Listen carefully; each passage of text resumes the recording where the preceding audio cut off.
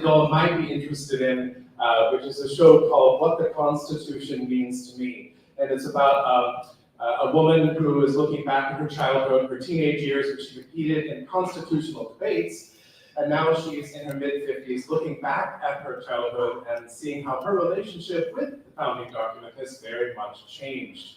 So this particular group might be interested in that show. It opens on May 11th. It plays for 4 weekends here at Open Stage. And you can get tickets at OpenStage.com. And with that, I'm going to pass it off to the fantastic Kamika and Molly. And here you go. Thanks so much.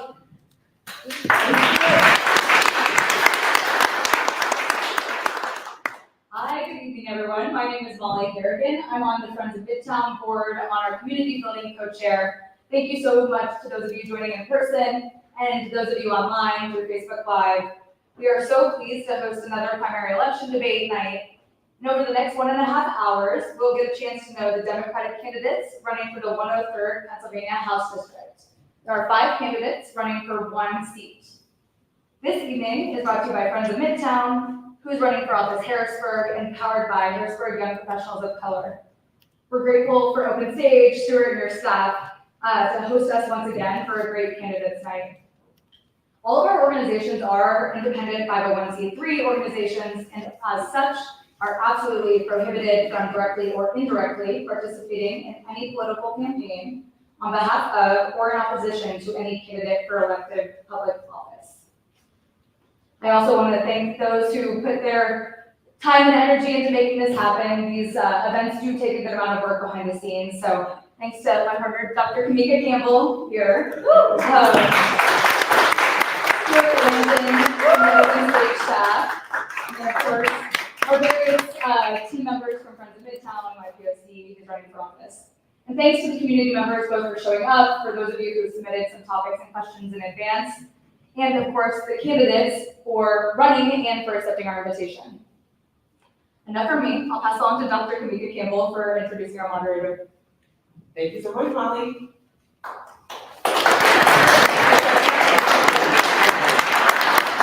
I'm pleased to introduce our moderator for this evening, Thomas Jordan. Mr. Jordan is a seasoned equal opportunity specialist in Harrisburg, Pennsylvania. He excels in driving diversity and inclusion initiatives for the Commonwealth while serving as a leadership consultant at GW Jewell. Thomas is known for his ability to foster inclusive environments and drive positive change across sectors. His leadership as the president of HYP Toastmasters led to significant membership growth and outstanding professional development workshops, showcasing his commitment to empowering individuals and organizations. He is a member of both HYP and YPOC. We are thrilled to have Thomas here with us this evening.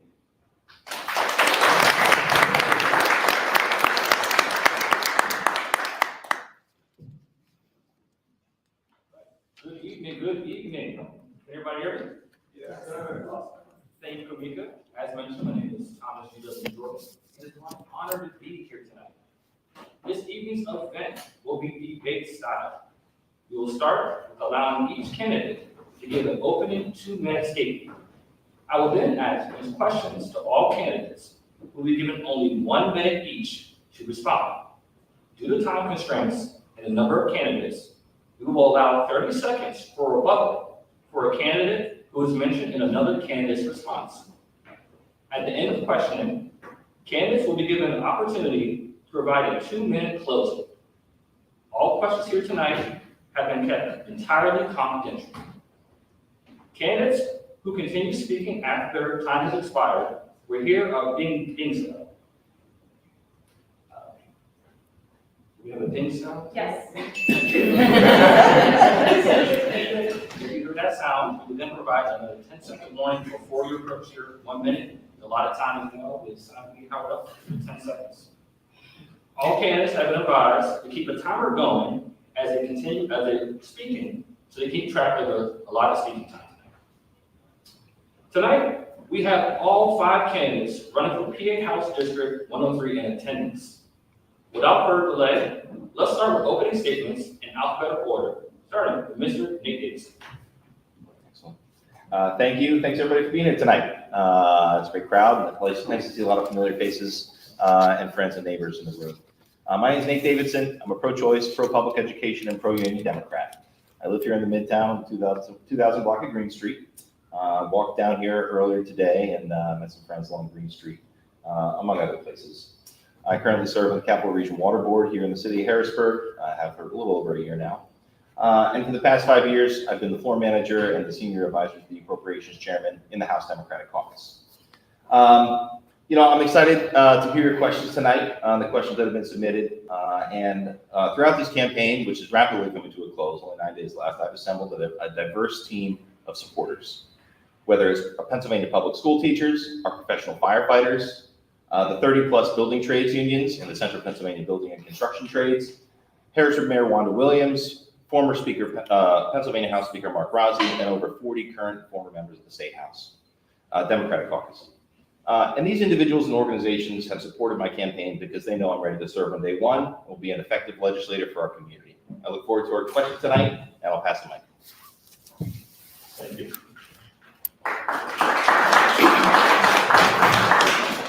Next, Ms. Mercedes Evans. Hi, I'm Mercedes Evans. Thank you so much for being here, for being engaged. Thank you to YPOC. Thank you to Friends of Midtown for hosting this event. So a lot of us are going to have very similar policy stances. So I want to tell you what sets me apart. One of the things that I think it's unique to me is my lived experience. I grew up in a one-bedroom apartment with 6 other people where the sound of the nearby passing train would keep you up at night. It wasn't a very nice place. And when you grow up in a situation where schools are underfunded chronically, you feel like your community feels like the elected officials don't care about you. So I wanted to tell you that what that does, that experience, it creates a leader like me that will be compassionate and resilient and work really, really hard for you and put the community first, not special interests. The other thing that I think is a good plus, a great plus actually, is that I would be the first Latina elected to the State House from Central Pennsylvania, actually west of Reading. There's only 3% of the legislators that are Latinos in the State House. Being bilingual, I'll be able to engage voters that typically aren't included in the process, and that's something that I'm very excited about. And lastly, I'm already an elected official. I've gone through an election. The people of Camp Hill have entrusted me to serve them on council, to be a public servant, to represent them in whatever way that they need. And I've engaged them whenever there were difficult problems. So I just want to tell you that I'm excited to be here. I'm looking forward to your questions, and let's get this going. Thank you.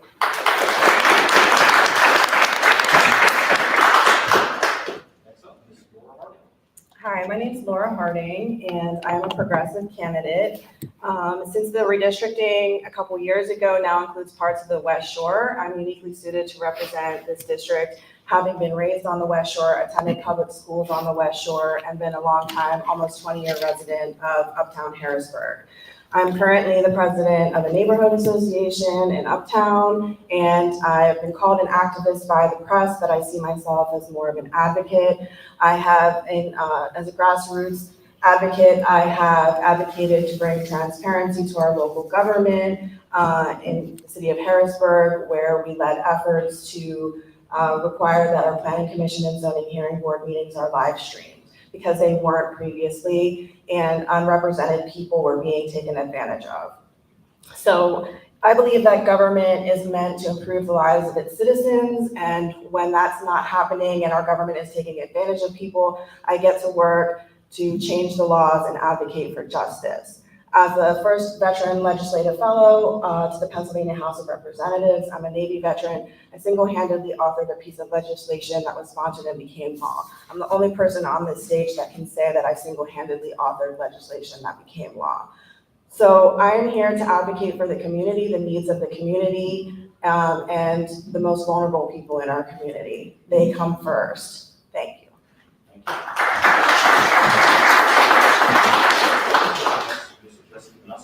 Yes. Good evening, everybody. My name is Jesse Minoski, and I'm a Democrat running to be your next state representative here in the 103rd House District. I'm a father, I'm a husband, and I've dedicated my career to public service. I spent the last 8 years working for the Pennsylvania Senate Democratic Caucus. Most recently, I was an executive director there covering consumer protection and licensure issues. But during that 8 years, I witnessed, what it takes to build bridges, to build coalitions, and to actually achieve something that can help the people of our communities. As a staffer, when I entered that field, I was just a legislative aide. But I worked my way up. I served as a legislative director across 3 separate offices, served as an executive director for our transportation committee, and then the licensure and the consumer protection issues. But in that building, the time I spent there, I learned a lot. And I'm looking forward to put that experience to work for us here in the 103rd House District. But more importantly, the unique combination as a candidate, what I provide is I've also spent the last 5 years in local office. I'm a borough councilman in Lemoyne Borough. I chair our zoning and ordinance committee there. But I got involved because I wanted to provide safer streets for my community. I have a growing family. I have 2 daughters under the age of 4, and I witnessed bad sidewalks, unsafe streets, and some accidents and pedestrian incidents that took place. And I wanted to be an advocate in that space. But additionally, too, we had some large projects for historical preservation that I cared a lot about. And I decided to step up and get involved and be a voice. And that's why I'm running today. I'm running because the family that I have, the peers that I'm around, my neighbors, and all the people I've met going door to door during this campaign really are looking for more out of their state representative to be an advocate for them at the state level. And I'd like to think that I can put that experience that I have to good use for you. And I look forward to the questions this evening to really show you my experience and how I can relate to some of these questions that you have. So thank you for coming. And again, Jesse Minoski, it's a pleasure to meet you all.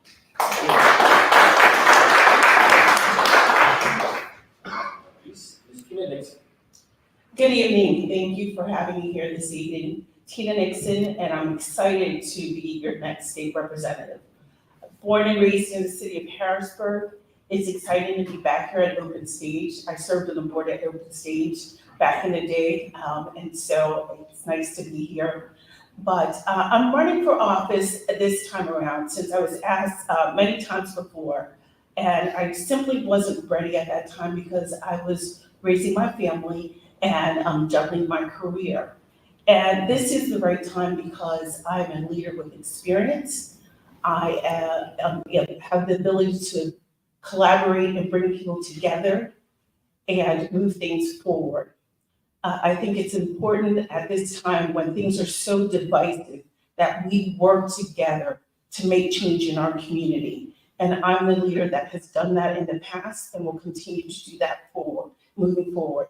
Representation matters. And I don't talk about being the only, because I've been the only in many spaces throughout my career and my life. But I talk about representation and making sure the 8-year-old girl who was like me sees someone that represents her and is able to take action and move things forward.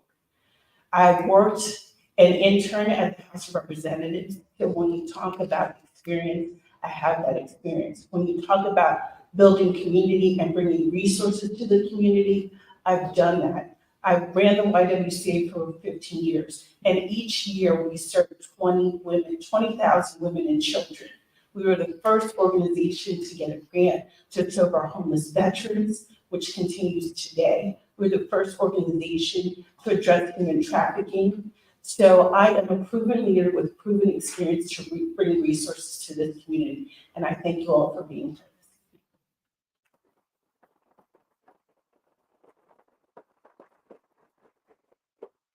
Thank you for the call. I'll move on to our questions. Our first question. We anticipate that throughout the debate tonight, we all may take a similar general position on many topics. We want to start this discussion off with a simple question. What makes you the right candidate for resident of the 103rd? Begin with the city letters. Well, I sort of answered that a little bit at the beginning, but I think what makes me the right candidate is that I'm already publicly accountable in the job that I have as a council member. This job, it's important to know policy. It's also important to know how to communicate. And, interact with people when they're at their most vulnerable, when maybe it's not their best day. And that piece of humanity and compassion, I think it's something that you just don't learn overnight. It has to be part of you. So I think that my lived experience, my experience on council as well, being diverse in terms of the languages that I can speak, and also being a Latina, I think it's going to be able to help me reach voters that are in the wide spectrum of this district. This is a very complicated district. It's unique, and I think that my experience allows me to reach and represent as many voters as possible. Thank you. Next up, Laura Hartman. Well, as I said in my opening statement, I have the longest tenure as a resident of all parts of the district. I was raised on the West Shore. I attended West Shore Public Schools. I attended church in Enola. I swam for East Pennsboro Aquatic Club. So that's 3 different communities right there that I have been a part of. But also I've been a public servant and I've been a grassroots advocate where I fought really hard to bring change to the local community. And when you go to the General Assembly, where there's a huge power structure that already exists, I'm not afraid to step into that ring and fight for the needs of this community. And I have gone head to head with some very powerful positions that I've taken on in this community to advocate. And it's not easy, and it takes a thick skin, and I have that thick skin, and I'm not afraid to fight for our community. Thank you. Next, Jesse, same question. Thank you. And just to build off a little bit of what I shared in my opener, the unique combination that we all sort of possess, but that I think sets me apart as a candidate to really serve and do a fantastic job as your next state representative is that local experience that I have. As the longest serving local public official, I've had 2 consecutive elections where I've gained the trust of the community that I serve. I've delivered results for those who entrusted me with public service, and had that happen consecutively. And building off of that too, is the only candidate on the stage that has the time served in state government that have seen over the last 8 years how things have been accomplished, how things have stalled, how progress has been thwarted. To know the relationships in that building, I think is something incredibly important in your next state representative. To have that combination of that local and state, I think is important. But 2, to be able to connect with the next generation of voters and residents in this district is equally important, because that will be the future of our community, and to be able to invest in that and give them that hope, I think is important. Thank you. And Tina, same question to you. What sets me apart is my lived experience here in Central PA. And growing up in Harrisburg, I have to pay homage to my mother, who started the St. Francis Soup Kitchen. And I pay homage to her because it'll be 17 years tomorrow that she passed away.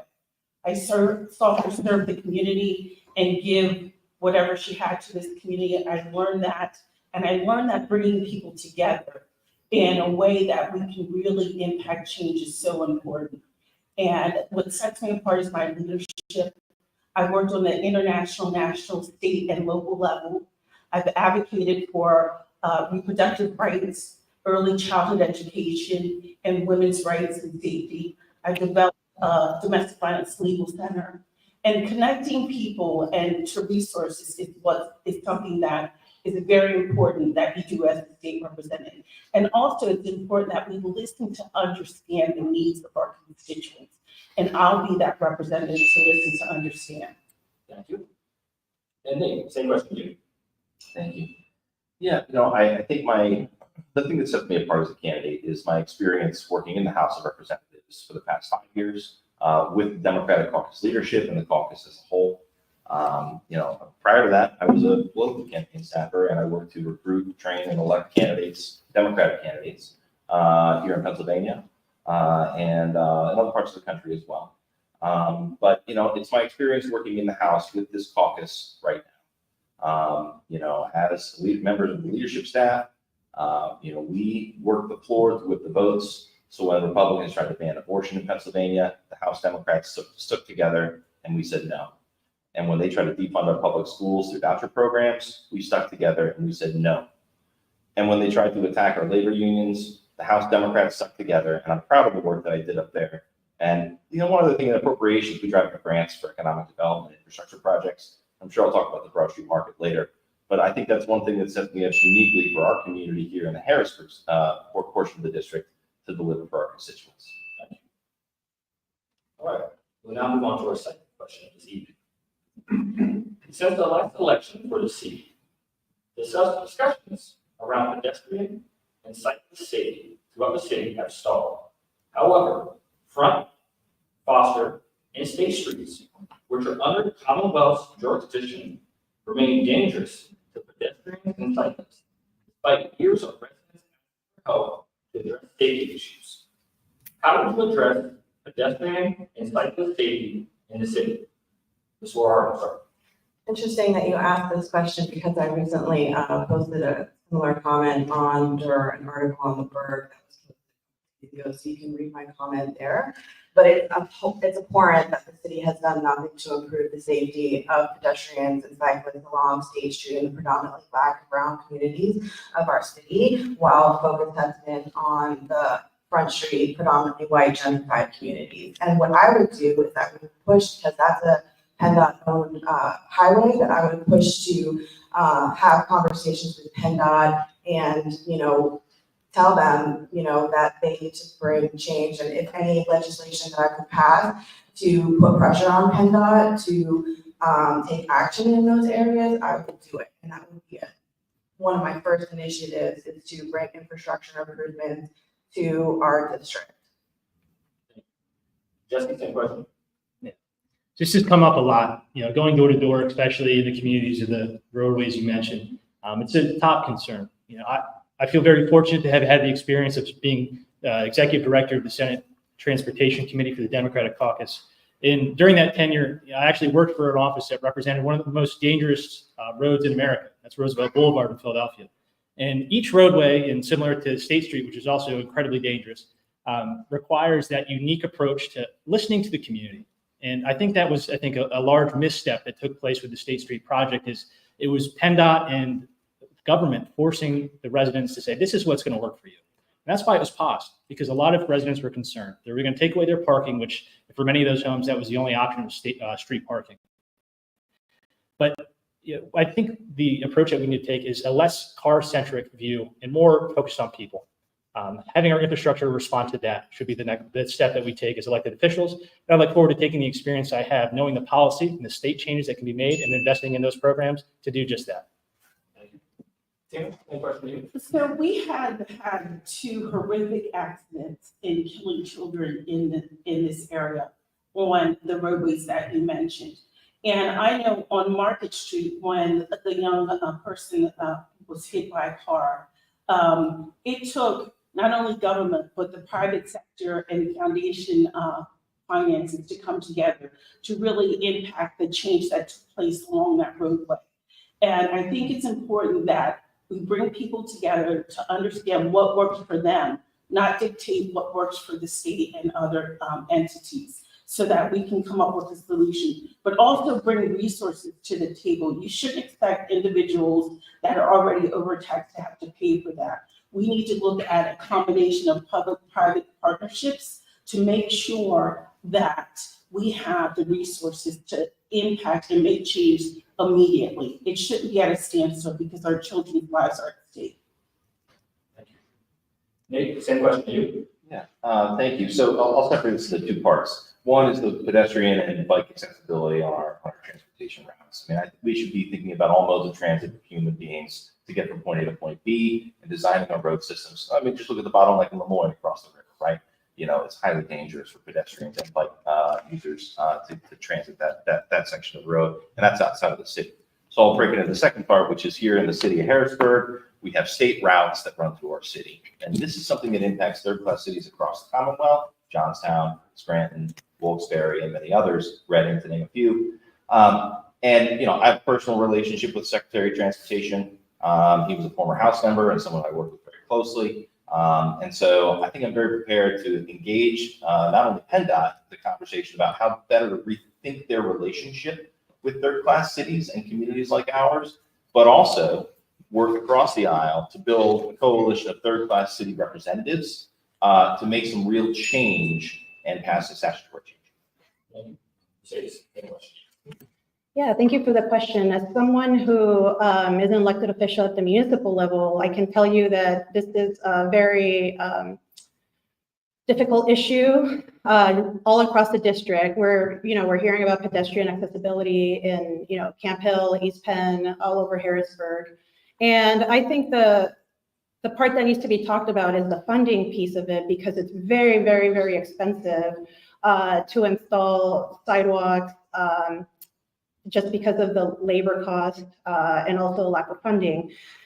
Right now, the governor in his budget proposal set aside some money for Main Street improvements, for example. So Camp Hill has been able to take some of the money in the past to be able to make its downtown area a lot safer. So being really creative about the funding, using IRA funds, and building those relationships that will allow us to be creative with the kinds of funding that we can have. Thank you. We'll now move on to our third question this evening. Gun violence continues to be an ongoing pressure point for Harrisburg residents. In 2023, the year ended with 13 gun homicides, the lowest over a decade. However, in 2024, there seems to be an uptick in gun violence, with the community rallying and petitioning elected officials to respond. If elected, how would you address gun violence in the city and where applicable in the district? Yeah, that's a very serious subject, and I've heard the statistics before. And when you talk about gun violence, try to tell a parent who's lost their child about the statistics going down. Like, try to talk about crime stats to a parent who can't hold their baby anymore. It is, I think, one of the biggest failings of state government, federal government, that we have not addressed gun violence in our country, but especially in our community. I think it takes a representative who understands, who has compassion, who's been impacted by gun violence, who has seen how it has ripped communities apart. I think that's the first step. But then the next step is having courage. It's having the courage to really push for the policy changes that it's going to take, and starting at the bipartisan level to really have progress on these issues instead of, really just fighting your individual fights and having nothing get accomplished. So, everything's listed on my website. I support red flag laws for our domestic violence victims and many more. But I think those are the steps that need to take place first. Thank you. Tina, same question. Yes, we have to get these illegal guns off our streets, and we have to work towards that. And it's going to take a private-public partnership to make this happen.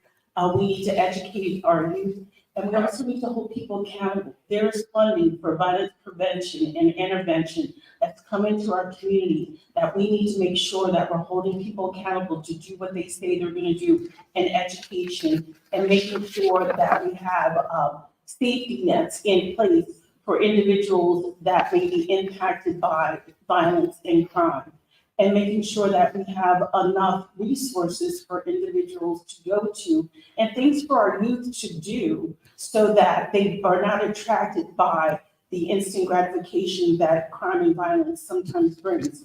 And so I see that this is a very important issue, especially working in healthcare and the trauma that it brings, not only the mental health, but the physical and emotional trauma that it brings to families. We need to address it, and we need to do it now. Thank you. Thank you. Nate, same question. Thanks. I'm going to, again, split this into two parts. So the first is, on gun safety and gun violence and gun death prevention. I'm proud to bring this distinction as a Moms Demand Action Gun Sense candidate, because they know, and I've committed to supporting red flag laws on the floor, lost and stolen bills to require people to report lost and stolen firearms, universal background checks for firearm sales, and other common sense gun legislation. Second part of this is, and that's all to address gun suicides, unsafe storage for children in the home, etc. The other part here is gun violence. And I walk past the candles at 3rd and Kelker, at 5th and Clay, and see the shrines of the children that we've lost in our city. This is an issue that is, as Tina mentioned, illegal guns. We need our whole community to come around and embrace the next generation and a safe environment for our families. That takes a lot of wraparound services. That takes nonprofit engagement and, of course, funding for those nonprofits from the state. Thank you. Say the same question to you. Right now, I think the first step is to hold the public safety system we have accountable. You can throw a lot of money to a problem, but if the foundation is and the leadership isn't there, then we're going to end up with a lot of programs that aren't the right fit for the community. I believe we have to take a public health approach to this and improve the overall wellness of the community to reduce gun violence. And also coming at it from community policing. The community has to be involved because they know what they need. I don't want to come into neighborhoods that I don't live in and tell people what they need. I want them to tell me, this is what works for us. And it might not look the same across the district. So one size fits all, solution's not going to be the right fit for such a diverse district. And the last thing is ensuring that we have mental health professionals that can go to scenes where they're like lower level situations and try to help de-escalate some of it. Thanks. Thank you. Laura, same question to Can you. you repeat the question, please? Yes, the question would be about gun violence in the city and essentially what you would do to address violence in the city and where applicable in the district. So in the city, this is definitely a more unique situation. I support evidence-based community and violence prevention and intervention and trauma-informed care. As the candidate who serves on the Act 141 Advisory Committee for our school district, I know that our children and our youth are severely traumatized and they are not getting the care that they need. So we need to seriously ramp up funding for mental health services, trauma-informed care for our youth. Also, I am, we need to stop charging children as adults when they commit acts of violence because the human brain is not developed until the age of 26. So that's the first thing. I'm severely opposed to that. And I do think that our children, knowing the trauma that they have sustained in their childhood, that they do and can be reformed. Also, the ghost gun ban legislation that was just introduced I'm also in support of. Thank you. Move on to the next question. Several of your campaign websites indicate criminal justice reform as a priority. Governor Shapiro signed several criminal justice reform acts into law in 2023, such as expanding the clean slate law to include automatic expungement eligibility to certain nonviolent felony offenses. What is your position in potential proposals for criminal justice reform in the Commonwealth? Tina, we'll begin with you. Thank you. So as far as criminal justice reform, it's a complicated situation, but I think it's important that we look at expunging those nonviolent offenses, expunging them because, it impacts families in our community.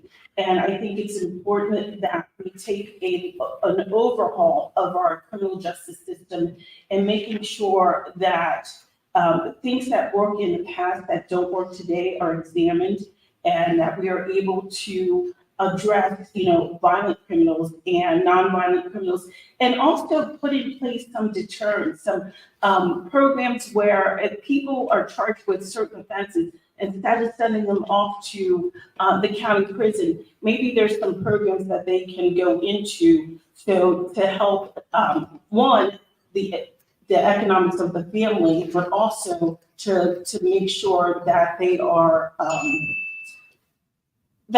seen as I'm trying to think of the word that I want to say, that they have some experience in and are able to be employed. Yeah, same question. Great. Thank you for this question. It's a great question, whoever submitted it. I'm very proud to have been a part of passing that bill in particular, and also the probation reform bill that passed alongside. Those were bipartisan efforts in the House and the Senate, Republican and Democratic caucuses. It's one of the good things that the legislature is actually doing right now. And that bill stalled in the summer. We had to break it loose in the budget negotiations and then revive it in the fall to get it on the governor's desk. It was a lot of hard work, very proud of it. And I just want to clarify, it's not record expungement, but rather sealing from public view. Now, in terms of other criminal justice areas, like reform areas, there's a lot of stuff we could do. We've talked in other debates about cash bail. I think we do need to take a serious look at how cash bail traps people in our criminal justice system. Additionally, criminal asset forfeiture and civil asset forfeiture, the cops can just take your stuff. Like, I think a lot of people have objections to that, and there's been bipartisan conversation about that in the Capitol. And the last one for me is the elimination of the death penalty in Pennsylvania. I think it's immoral and wrong, and I don't think we should do it and have it on our books anymore. Mercedes, any question here?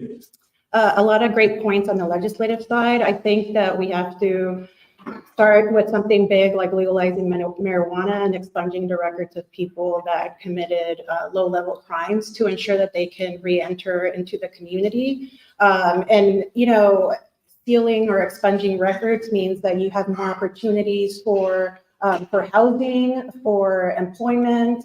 So that could really turn things around and prevent more people from being incarcerated and prosecuted in the future. I also think that one of the issues in terms of when people get out of prison is that services aren't centralized.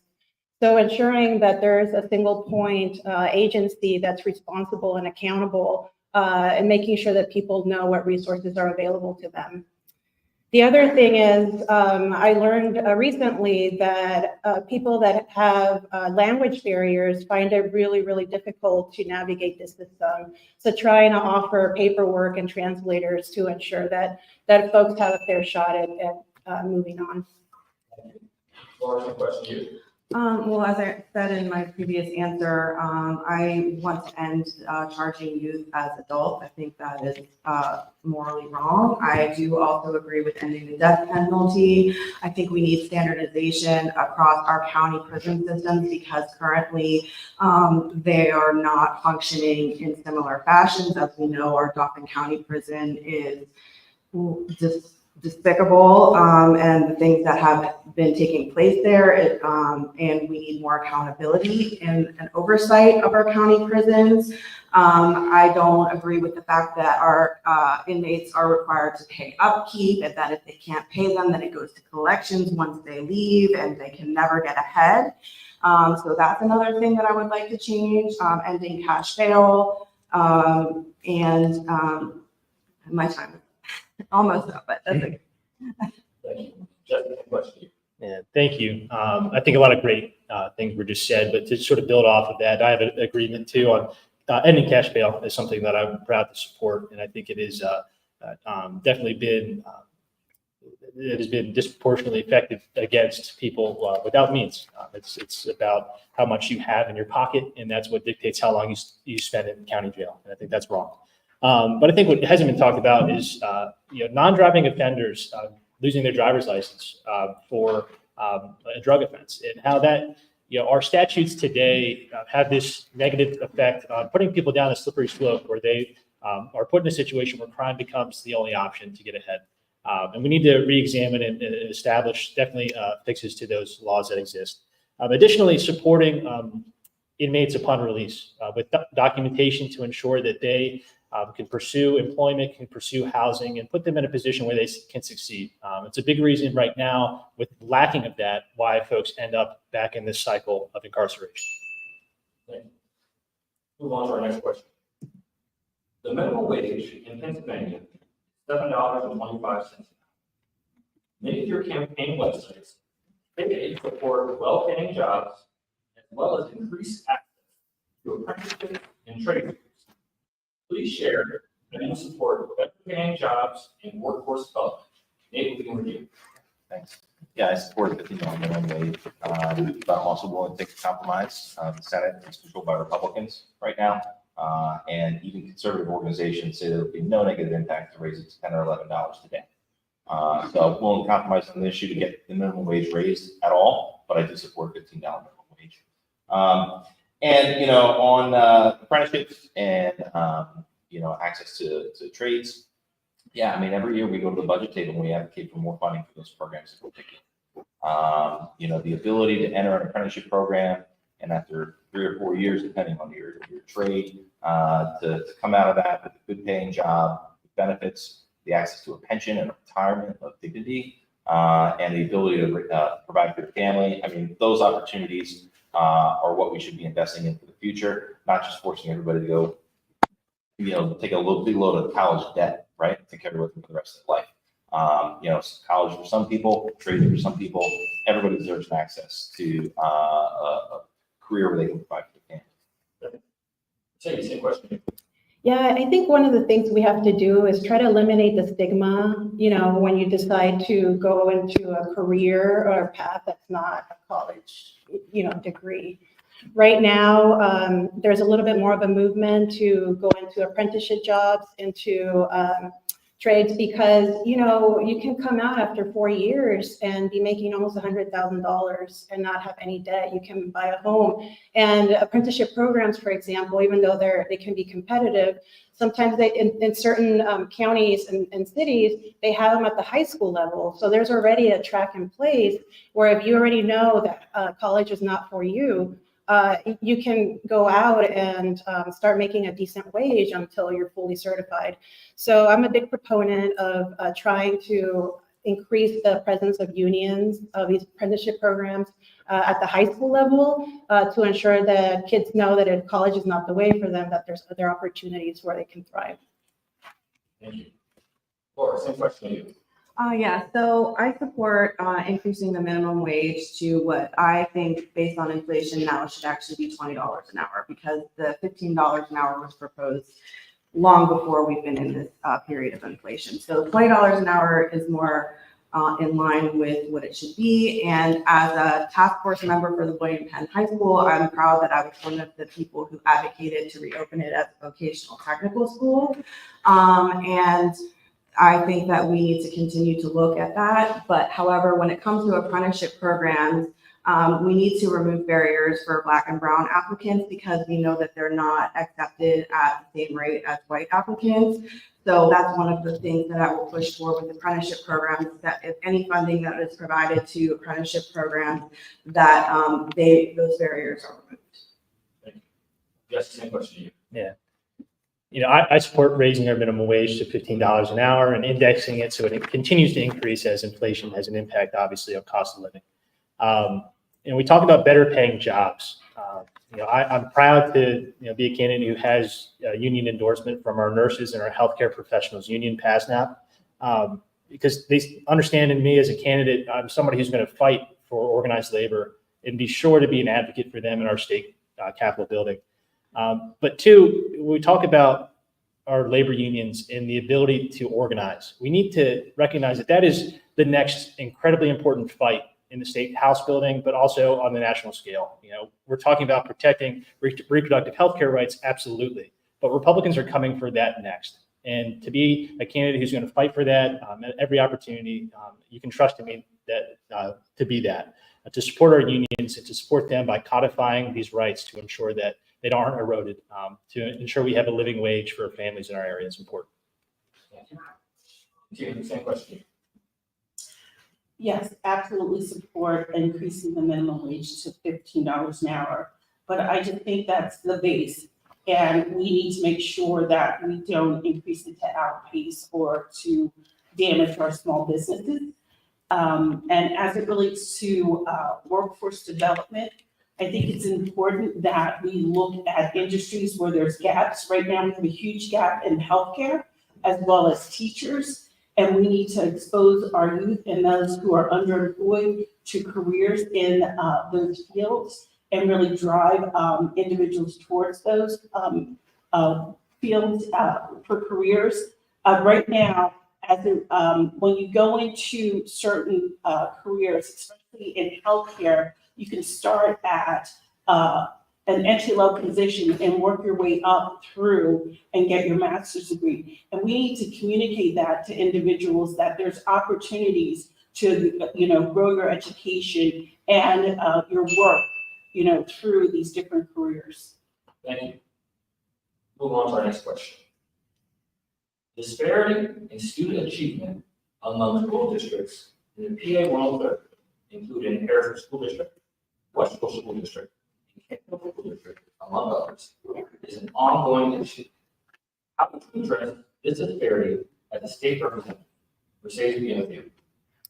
The first thing that comes to mind is that there's a growing population of students that English is not their native language, and it's one of the reasons that they're struggling and falling behind. So we need to increase our ESL teachers to ensure that students have an opportunity to learn English as quickly as possible so that they can thrive as they move on through the system. I went to a Harrisburg school board meeting, and there were two principals of elementary schools that were giving presentations on the benchmarks between the first of the year and then the middle of the year. And the numbers, the progress actually went downward. And for for kids in elementary school to have really high absence rates, like there's something more there than just the school themselves. So we need to see this as a holistic community wellness mentality to be able to solve some of these like disparities that you're talking about. Laura, same question to you. Yeah, so I serve on the Act 141 Advisory Committee, which for Harrisburg School District, which is because we're under receivership. So one of the reasons that we're so far behind is because the money taken out of our schools for charter schools has not been restored. So that put us further behind. So that money needs to be restored. We need to have an increase in funding for maintenance of our schools. Also expand universal pre-K and funding for special ed. And one of the reasons we have higher incidence of special ed students is because the data shows that proximity to environmental injustice sites in our community, such as proximity to the incinerator, brownfields that haven't been cleaned up, has increased the rates of special needs students in our school district. So that's another disparity. So we need even more funding for that. Just the same question to you. So the four school districts you mentioned across the 103rd, Harrisburg School District, East Pennsboro Area School District, Camp Hill, and West Shore School District are all inadequately funded. If you look at the state's figures for this, Harrisburg, it's about 54.7, and the other three districts on the West Shore combined don't even approach that. That's disparity. Now, we got to look too at the brick and mortar. You know, when a school is closed because of overheating, because there's no AC, how do we expect our kids to learn? How do we expect our teachers to teach? So investing in our infrastructure in our schools is paramount, right? But two, you know, and Laura was very smart to speak to the fact that cyber charter reform is a big reason why our school districts, though we are pumping so much of our local property tax money into our schools, we're not seeing the results we hope to find. It's because that money is being funneled out to cyber charter schools, which is a problem. That reform is necessary. But as a public school kid raised by a family with educators and married to a teacher, I care a lot about our public schools and our children, and I'm going to fight like hell for them. Same question to you. We need to really look at our children and their families and really address what I'll call the social determinants of health. Our children are living in poverty. Our children have a high rate of mental health crises that need to be addressed. And as was said earlier, we do not have enough resources to address those. And so we need to look at that. We need to look at equitable funding across the board for our schools. And we also need to look at the impact that a lot of things that we talked about earlier, you know, when we talk about crime, when we talk about food deserts, when we talk about these things that impact our children and their inability to learn, when we talk about the infrastructure, schools shouldn't have to pay for infrastructure. That should be something that we do, you know, as a state to make sure that our schools are prepared and ready for students to come and learn. But we also need to talk about the culture that our children are going to school in and making sure that they are safe. And not only for our children, but for the teachers, and also provide resources to our parents. Thank you. Thanks. Yeah, we could probably spend an hour on this. And this is a good question on education, right? It's not just like, do you support vouchers or not, right? It's like, how do we suss out the disparities between educational outcomes across school districts, right? It's not just funding. The funding is inadequate, as Jesse pointed out, particularly in urban and rural districts. So Harrisburg would fall in that category. And we have a double impact because half the land of the city is untaxed. So, you know, not only do we have a local tax effort that is struggling, we then can't tax out the land because the Commonwealth exempts itself. So we've got a unique situation in Harrisburg in terms of the funding. And then there's the charter and the cyber payments, right? And what, Premier might shut down, they might soon, because what, they're testing at a 0% proficiency rate? Like, come on, our charter schools, which were promised to be this great solution for our city schools, like they're not even performing at the levels of our public schools. But to what Tina said, the social determinants of health, like it takes a village to raise a child, right? And we need to invest in our communities in ways that people can help with homework because they know they're going to have dinner on the table that week. Thank you. We'll now move on to our next question. The Pennsylvania State Boards of Psychology and Osteopathic Medicine voted to adopt new policies opposing the use of conversion therapy on LGBTQ+ minors. The governor's administration announced in April. What specific actions would you take to further protect Pennsylvania's LGBTQ+ community as a member of the state? Beginning with Laura. So I would start by the passage of the Fairness Act, but I am also a component of any kind of those programs for our youth, and we definitely need stronger protections for our LGBTQ community and our youth, and I will do everything I can in my power to protect our LGBTQ friends, family, and family members, neighbors. Thank you. Jesse, same question. Yeah. So again, supporting the passage of the PA Fairness Act is paramount. I think that would be probably the first step. But additionally to peeling back our state statutes and recognizing what legal barriers are presented to folks who are in need of that validation for who they truly are.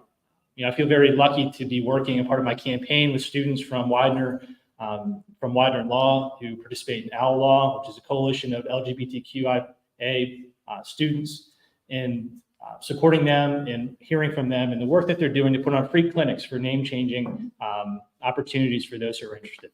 I think that's some of how we can be impactful here on the state level, validating and respecting individuals who are in that position, but also to fighting back and being defensive against these hateful pieces of legislation that are being introduced in our state house building.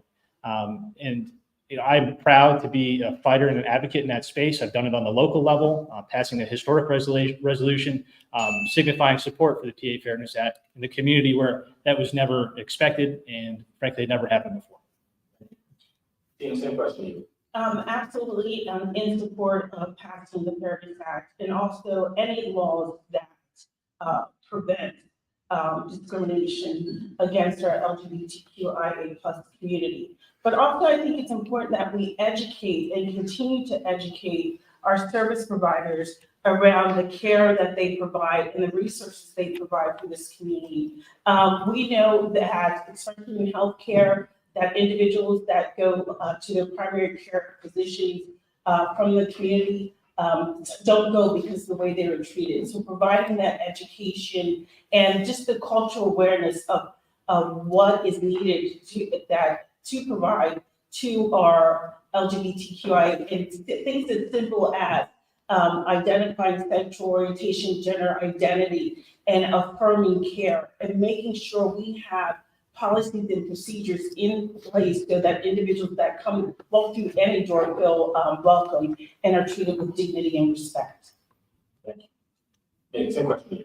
Yeah, no, for sure. I mean, passing the Fairness Act, or the non-discrimination bill, as some may call it, in the House and Senate, it's not by the governor's big priority, right? And that's been a champion of Chairman Frankel for many years, and especially in the wake of the Tree of Life shooting, they expanded the language in that bill to include some references to hate crimes as well, which is a very significant and growing problem in our communities. You know, but the other thing we need to do is make sure that we're not funding any discriminatory activities or conversion therapy, in particular, to go back to your question. You know, it's just like last year where Governor Shapiro wanted to veto the funding for those shady anti-abortion clinics, right? You know, we need to be careful with our tax dollars and ensure that they don't go to programs like that, which harm our families, our neighbors, and our communities. Thank you. Same. Thank you. Again, yes to passing the Fairness Act.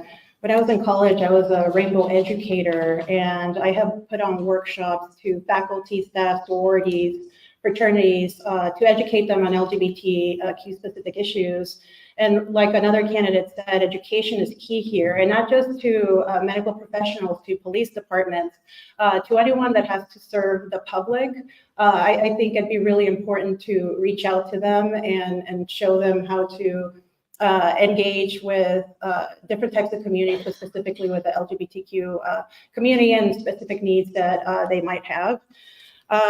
So I think that's really important. And I also think that there has to be, as a state rep, I'm going to be working with, the Harrisburg community and 4 West Shore communities, and like empowering local communities to also try to elect individuals that are not going to be spewing hate during school board meetings or council meetings. So ensuring that even at the local level, we can make a change. Move on to the next question.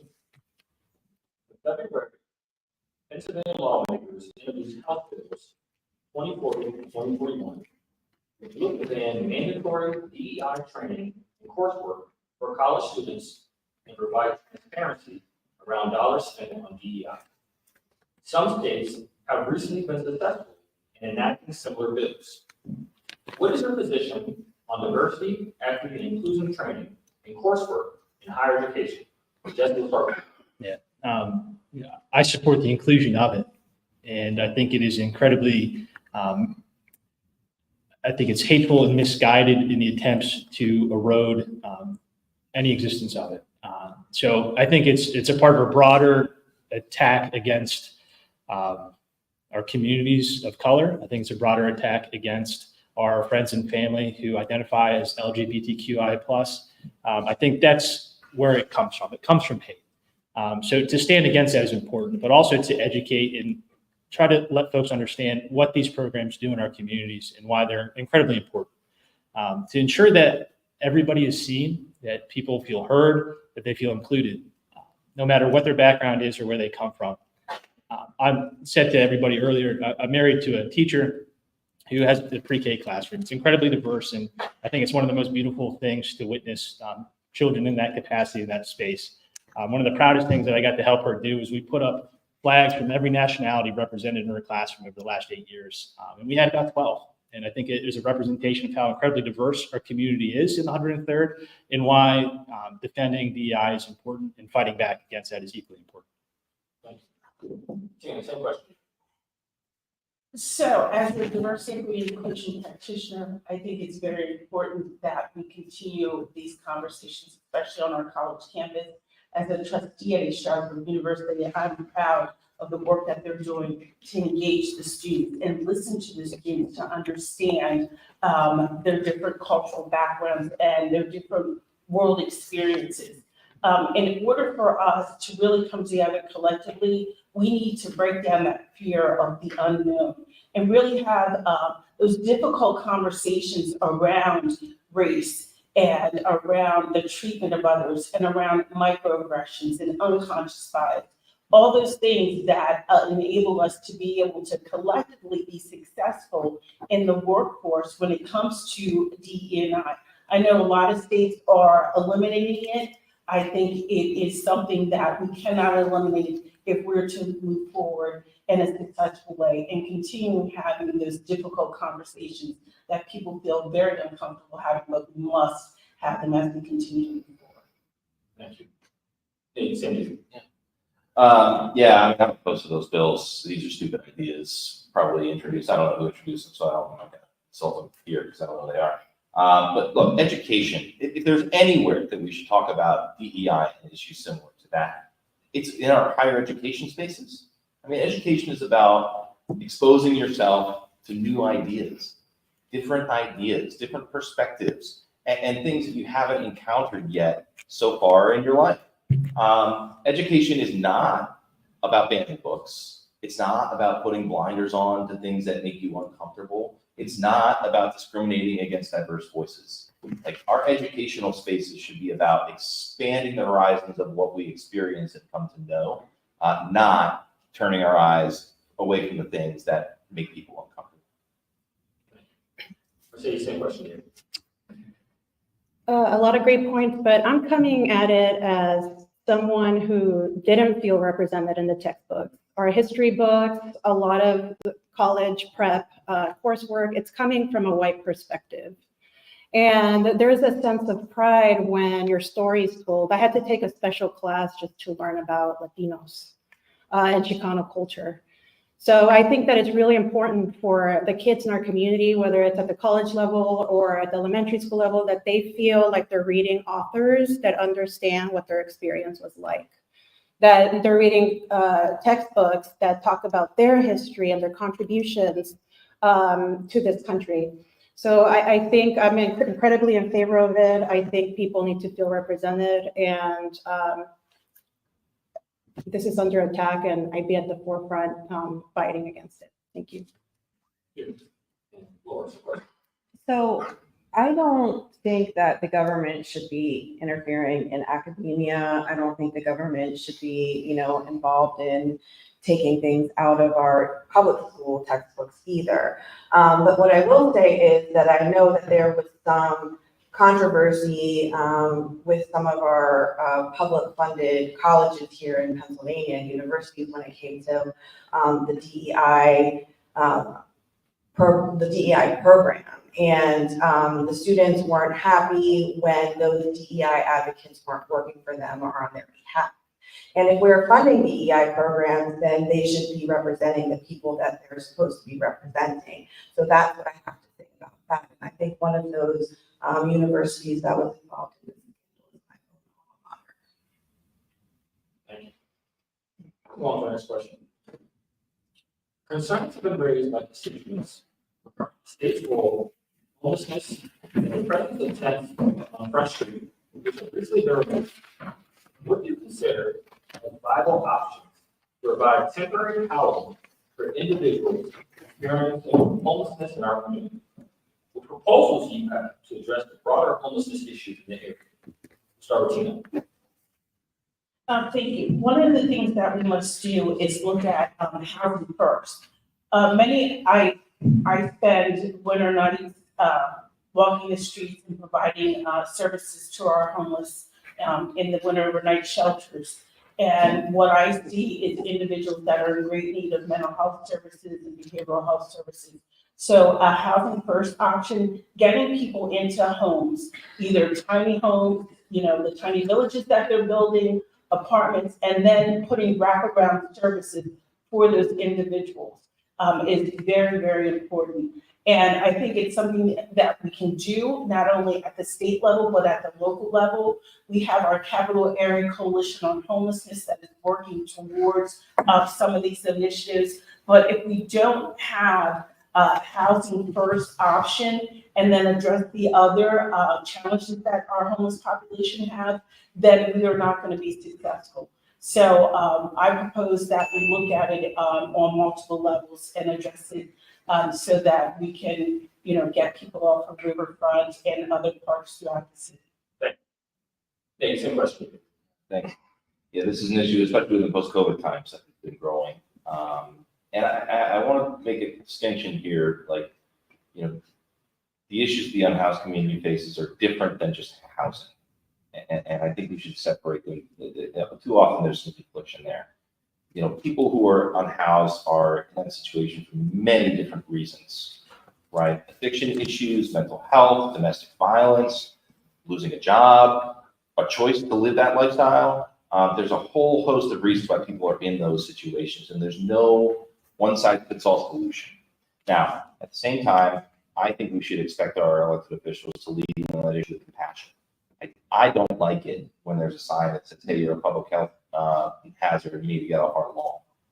I don't like that as a resident of the city, but at the same time, our counties are underfunded and we don't have enough social workers to meet the individual needs and the unique situations that all of those people are living through. So more money from the state and the federal government to hire more social workers and meet those individuals where they are. Thank you. Same question. Yeah, one of the challenges that doesn't get talked about a lot is that the services aren't centralized.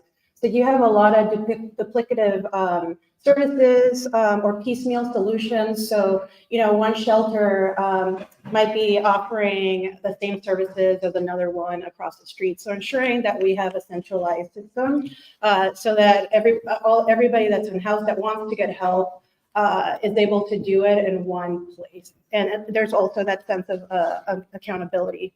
There is a housing component to this because sometimes there's people that are in house that have jobs, right? Or they're on an SSI or food stamps or some sort of like government subsidy, and their rent can only be like $400 a month, right? So being able to create the kind of housing that would able to house people with really, really low income. And and I think the state needs to take more pride in the city and invest more in the capital region. Laura, same question. So I have experience working as a fair housing advocate, so I have been on the front lines of this issue.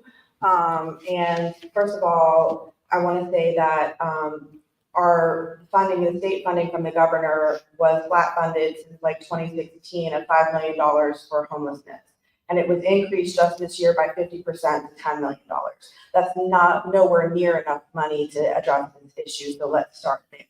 The other issue is that many of the homes that are rooms that people can afford when they're living on SSI or fixed income are exploitative.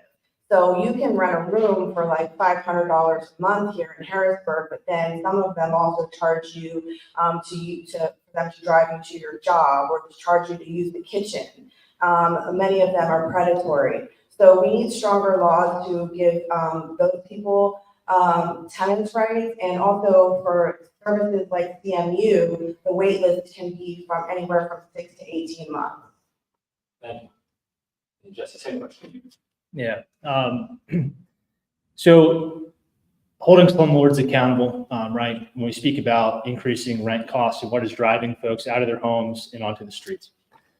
Talking about our services in our community and what is driving funding. So I've talked to a number of folks who work in the space in our region, and it's absence of the proper federal definitions related to homelessness is a big impact for why funding is not where it should be at. So point in time count, right? It's the current process for allocating funding to our counties for homelessness services. And that is one point in time, literally the third Wednesday in June, to identify how many folks in the area are in need of homelessness services. In Cumberland County, they counted 50 that night. It rained. There was probably over 450 people they have been servicing throughout the year. They're being funded at a level of 50 individuals when they have 450 that they're caring for. So that's a problem. Being an advocate to our federal partners to make them understand that. And lastly, I just want to speak to, and I mean this respectfully, we have a candidate here on our stage, and he'll have an opportunity to respond if you'd like to, endorsed by Mayor Wanda Williams. I really am not, we need to speak out against the administration's impact on our homelessness community, pushing them from Mulberry Street Bridge to Riverfront to the PennDOT encampment over by the bridge. Yeah, it's a problem. Somebody needs to speak out against it. Move on to our next question. Is that candidate would like to respond to that? 30 seconds. Thank you. Yeah, my support from the mayor is because she knows that I had the experience to serve on day one and deliver for our community. She and I don't agree on everything. Not all of my friends get along, right? But that's the basis of her support for my candidacy, first of all. And second of all, I tend to agree with you. I think the way that we've been approaching the issue of the unhoused community in the city is problematic. And I would like to see a more collaborative environment and collaborative way to approach that issue. And also, like, if you have opinions about city politics, maybe move here and start voting in our primaries. Now, before we go to the next question. How do you plan to navigate the landscape of divided government in Sydney, where the Democratic Party holds a slim majority in court chamber, while the Republican Party controls other chambers? Given this political dynamic, what strategy you propose to foster bipartisanship and collaboration to state precedent issues affect? Can you read the second half of that question? Yes, second question would be, what strategies do you propose to foster bipartisan collaboration to address the state's pressing issues effectively? Yeah, no, and it's just something that I've already done in the Capitol. We talked about criminal justice reform bills in the past, so I won't go back to those. Another area where, I had the opportunity to work with Republican partners was to amend our election code for the first time in 80 years. We did that in 2019 to allow no excuse mail-in voting and make it easier to vote for Pennsylvanians anywhere. And I hear about that all the time at the doors. People are so happy that they can take their time with their ballot, whether they're young or they're old. There's all kinds of reasons people like to vote by mail. It was an easy, nonpartisan, should have been bipartisan bill. So I think my track record working in the Capitol and the House Democratic Caucus in particular sets me apart because that's something I've already done. And I would seek to build more friends to protect our labor rights, defeat abortion bans, protect our public education funding, and find a solution for transportation funding in the Commonwealth. Thank you. Mercedes, same question here. Yeah, well, Tara said, don't let perfect be the enemy of the good. And I think sometimes we get stuck on wanting to take really big leaps with things, and sometimes baby steps are the way to go. As long as we're moving in the right direction, I want to make sure that I'm having those conversations, and it might take a few iterations of the bill to get this done, but I think that that's how you can slowly move in the direction that you need to go. I also want to make sure that people, whether my colleagues or constituents, whether they're East Shore, West Shore, or whatever party they are, that they know that I'm going to be receptive to what they're saying, and I'm going to be listening to them without judgment, whether I agree with them or not. So being somebody who is open and an active listener, I think is going to create a reputation of being approachable. And I think that that's a huge plus of being able to go into a space with a clean slate. Thank you. Laura, same question.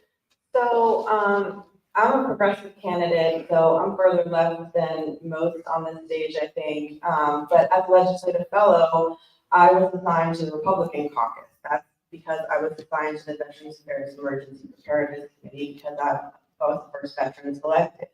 And as a legislative fellow, I not only worked for the Republican caucus with no problem, but I authored a bipartisan piece of legislation that became law. So I have experience doing this. I have experience working in diverse environments as a veteran. Most people assume that we're all Republicans and we all think alike because we're all indoctrinated the same way, but no, that's not true. So I have worked with people who don't think the same way as I do, and we got along fine, and we got the job done. So I think I am a strong candidate in this manner. Thank you. Just a question, you? Yeah, so I'm going to continue what I've proven to be able to do as a staffer working in the Pennsylvania State Senate to date. Two of my proudest accomplishments in that time where I worked there, we passed very incredible legislation to help exploited children, ending loopholes that allowed for child marriage in Pennsylvania. That happened building a coalition in this position I was in a Republican Senate and a Republican House, and getting that to the governor's desk and having that signed into law to help save our children in this state. Additionally, helping victims of sexually violent crimes. I got to work one-on-one with a victim from Northeast Philadelphia named Karen, and we called the bill after her. It was Karen's Law. And to help victims in that position who were being re-victimized by their attacker during the parole process. Something that no matter the party, no matter the letter next to your name, individuals in that building realized that had to be changed. And we brought them together and we pushed for year after year after year, and we finally got it done. That's what I'm going to bring to the table as a candidate for this 103rd House District. Thank you. And Tim, some question. Yes, because of my 30+ years in leadership, I've built relationships throughout the General Assembly, and I continue those relationships today. And I think, something that Jesse mentioned, the collective coming together on issues that impact us all is so important, and that's what we must continue to do, and do it for the greater good. I have proven relationships, I've built collaborations and consensus around issues that impact individuals that live within the 103rd, and I will continue to do that as your state legislator. I think, when you look at how, divisive it is, And you have people saying, well, I'm not gonna work with you because you're a D. You know, you have to really look at and bring together those voices that elect the folks and making sure that the constituents that voted you in are at the table to make sure you're moving things forward regardless of what letter you have beside your name. And I'm able to do that. Thank you. All right, so those are all the questions for this evening. We will now invite each candidate to provide a closing statement. You have 2 minutes. We'll start with Mercedes. Again, thank you so much for being here today. Thank you to YPOC and Friends of Midtown for hosting. You know, politics is not my occupation. I don't do this full time. It's a calling to be of service to my community. And like many of you here, I work full time on top of being a council member and trying to make a difference. I'm working full time now as I'm running for this seat. So the one thing I want you to leave with today is that I'm gonna work as hard as I'm working now running this campaign while being fully employed. I'm gonna work really hard for you when I'm in office. You'll be my full-time job, taking care of this district, advocating for this district, and ensuring that we can all thrive regardless of what side of the river you're on or whatever your political affiliation is. There's a couple of people that work in the state House and the state Senate, and that's all admirable, but this job requires you to have public accountability, to reach out to the community and be proactive when you're trying to make change so that things like the William Penn High School and everything that happened as a reaction to that doesn't happen when I'm in office. So I just want to thank you and let you know that I'm going to be looking out for your interest and not those of political insiders or power brokers. So thanks again. Thank you. Laura? Yeah, so this open seat presents a unique opportunity to elect a progressive candidate to the General Assembly to give more power to progressive voices. And I believe that I am the candidate to do that. I have taken the pledge or made a commitment not to accept campaign contributions from individuals and organizations that don't align with my values. I've taken the no fossil fuel pledge. In the Navy, I did meteorology and oceanography, so climate change is not just a talking point for me. So I'm very serious about climate change issues, and I will work to pass those policies and legislation that protects us from further damage from climate change.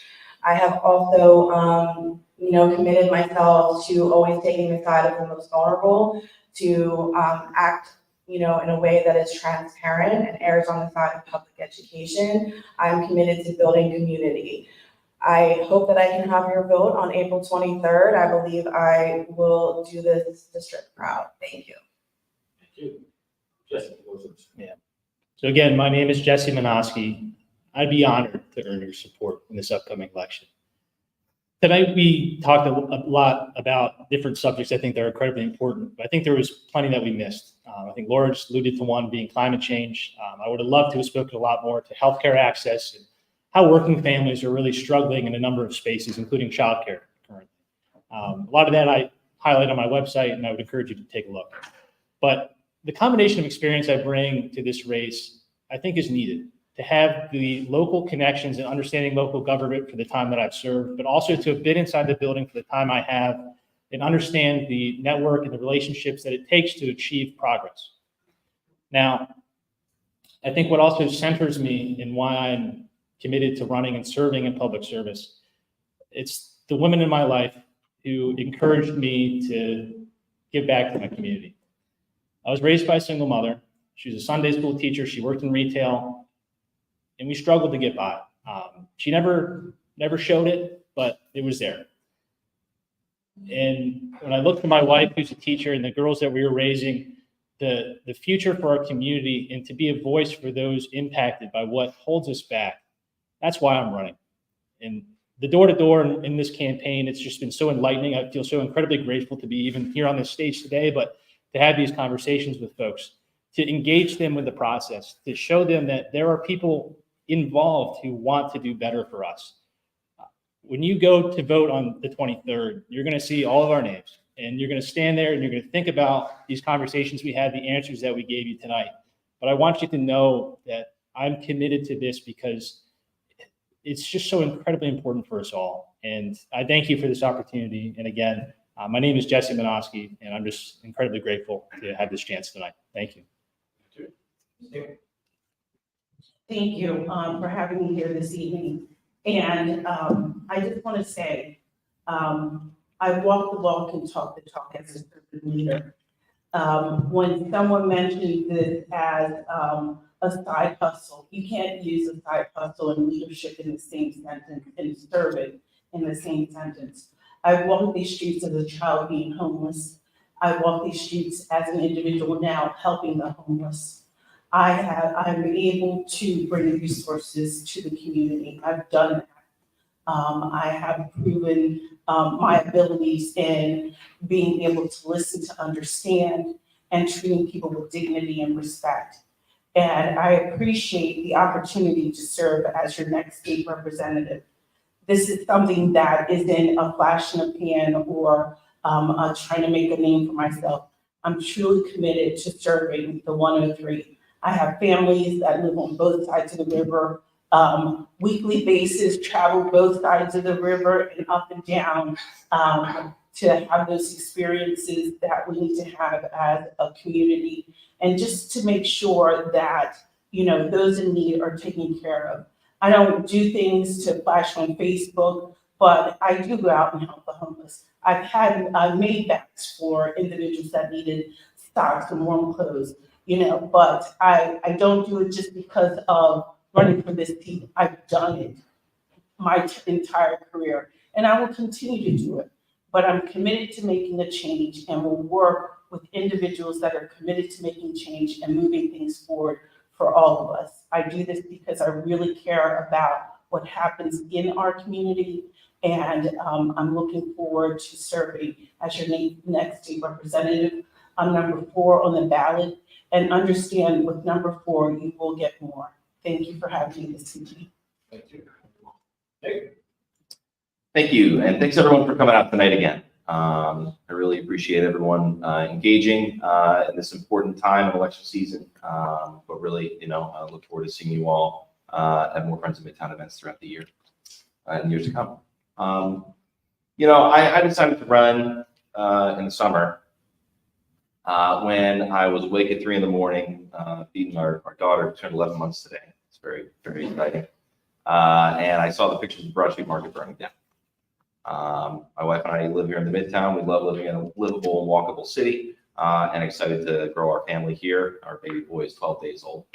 And, you know, in the middle of the night, I realized that my experience in appropriations and work to drive out grants and financial support for communities across the Commonwealth could be put to good use for our community here. And my hope, if I am successful, and I do earn the support of the voters on April 23rd, and I hope to earn yours, is to be able to put that experience directly to work and hold the governor accountable for his commitment to support our market here in Harrisburg, the longest continuously operating market in America.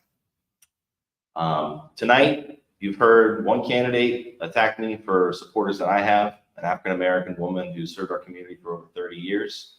And yesterday in the mailbox, you saw another one of my opponents say that I'm out of touch. But I think the diverse coalition of supporters that I put together from our professional firefighters, our public school teachers, the 30+ unions of the building trades, local and elected officials across the Commonwealth, speak to my experience, my character, and my ability to do the job. I would be honored to have your votes on April 23rd. I hope you consider me. And it's trash night in the Midtown, so don't forget to take out your trash and recycle. Have a great night. Thank you. So let's give our candidates all I can right. Well, thank you. Sir. I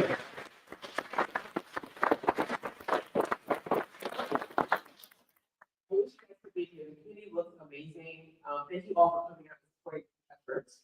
In closing, I wanted to say once again, thank you to all of our candidates for your participation this evening. Thank you to our volunteers, and especially to Tommy George for hosting.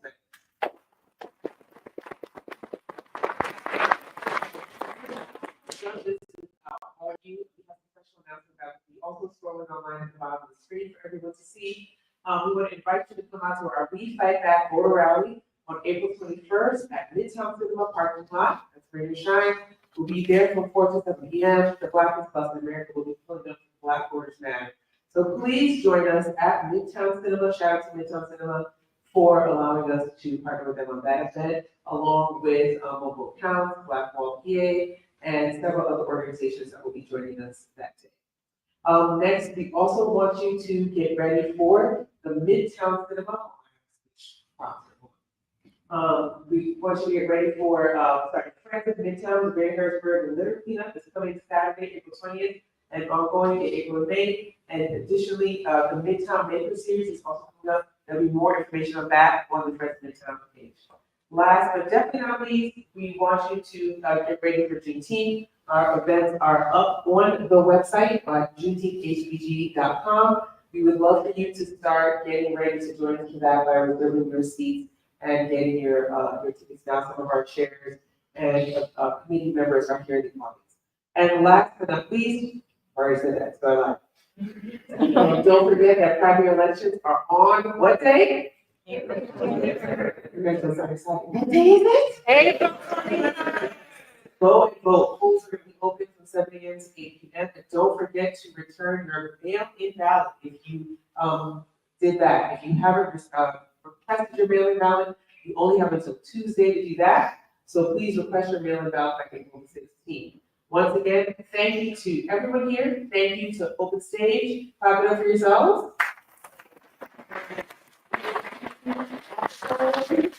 Tuesday, April 23rd. Thank you, everyone, and have a great day.